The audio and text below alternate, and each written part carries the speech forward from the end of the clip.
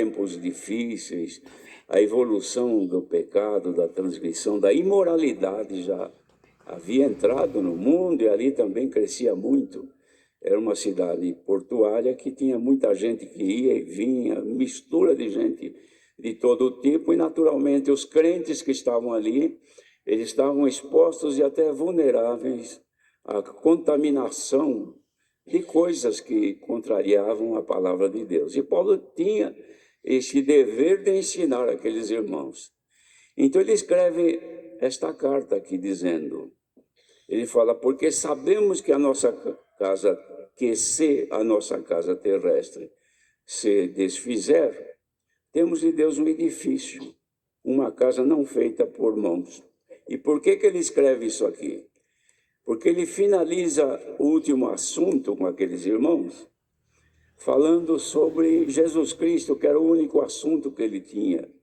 Ele não tinha outros assuntos para comentar com a Irmandade. Era só falar da graça, da salvação, do perdão, da misericórdia e da bondade de Deus em Jesus Cristo. E depois ele escreve, então, finalizando o último capítulo, falando o desígnio e o efeito das aflições que a Irmandade passava. Por que passavam? Por que eram afligidos?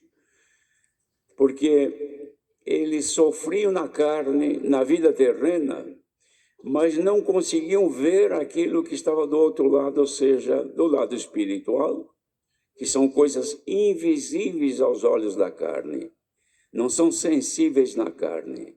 A glória de Deus não se sente na carne como sendo um efeito de saúde, de prazer, não. Se sente no nosso interior, no nosso íntimo, no nosso ego, no nosso eu. Nós sentimos das coisas espirituais. E as coisas da carne são da carne. Mas ele dizia, não desfalecer, porque os irmãos estavam diante de tantas lutas. Por quê? Porque na cidade de Corinto havia mistura de gente de todo tipo, muita perdição, muita profanação daquilo que era divino, muita maldade. E o povo vivia ali dentro e se contaminavam facilmente. Ele avisava, então, que sofrendo por causa disso, o povo sofria, porque queria andar como a palavra ensinava. Mas a aflição por conta das coisas da vida era grande. Era marido de irmãs que muitas vezes não criam na palavra e combatiam contra ela, outras vezes era o inverso, irmãos que a esposa não era crente, que combatia contra ele. Tudo isso ele ensinou aos irmãos de Corinto, o que fazer.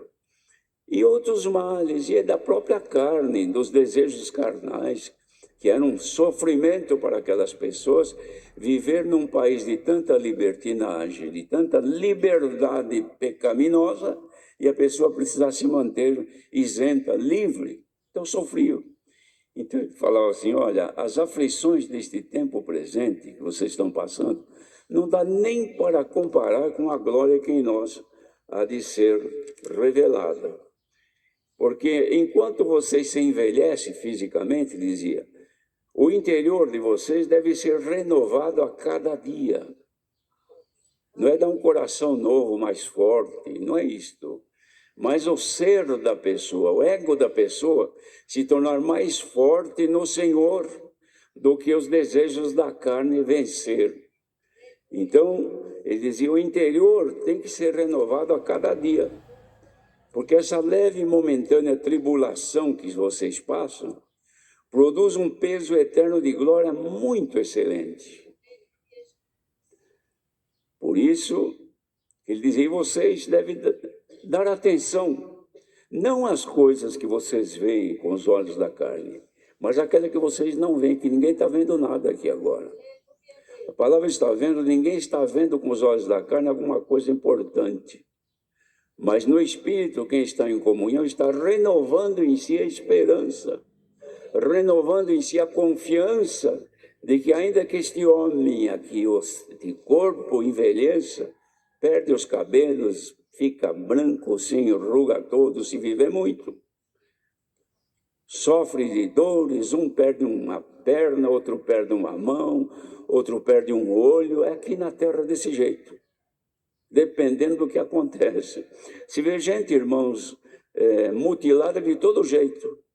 Uns perdem a vida num acidente, outros perdem uma perna, outros perdem Eu mesmo conheci um irmão lá e sei que ele está lá, um cooperador, que num acidente, quando era moço, ele perdeu os 2 braços aqui no ombro. Ficou só o corpo com a cabeça, o tronco, a cabeça e as pernas. E mesmo assim ele era, não sei se ainda está vivo, cooperador. E eu até perguntei, mas como é que você faz para ler a Bíblia? Ele me disse, põe a sua Bíblia aqui. Eu pus em cima do apoio do banco. Ele, com o queixo, ele abriu a Bíblia, achou o capítulo e leu para mim. Aqui na Terra tem isto, mas espiritualmente não pode acontecer isso. Nós estamos nos edificando a cada dia, irmãos, para agradar melhor ao Senhor. Então, é por isso que ele escreve isso aqui. Por quê? Nós sabemos que se a nossa casa terrestre desse tabernáculo se desfizer, esse corpo aqui, nós temos de Deus um edifício, uma casa que não foi feita por mãos de ninguém, mas uma casa eterna nos céus. Aí ele justificava, por isso que nós gememos. Gemer é uma manifestação de extremo sentimento doloroso que a pessoa tem, que demonstra num gemido, não é isso? Quando dói, a pessoa geme. Então, quem que não geme com as dores que causam para nós de queremos agradar a Deus e a nossa carne não querer? Queremos servir a Deus, mas ter vontade de fazer coisas que desagradam a Deus. Então é um sofrimento, com muita gente aqui agora está sofrendo isso. Bem que gostaria de estar num outro lugar, bem que gostaria de fazer outras coisas que todo mundo faz por aí, mas não faz. Então a carne geme, expressa sentimento doloroso por estar debaixo agora de um estrito espaço. Somos presos de Jesus Cristo. Preso não tem liberdade. Não é isso? Nós não temos liberdade para fazer o que nós quisermos. De fato temos, mas nós não usamos, porque somos prisioneiros de Jesus Cristo. E ele dizia assim, por isso nós gememos. Mas por quê? Porque nós desejamos ser revestidos da nossa habitação que é dos céus.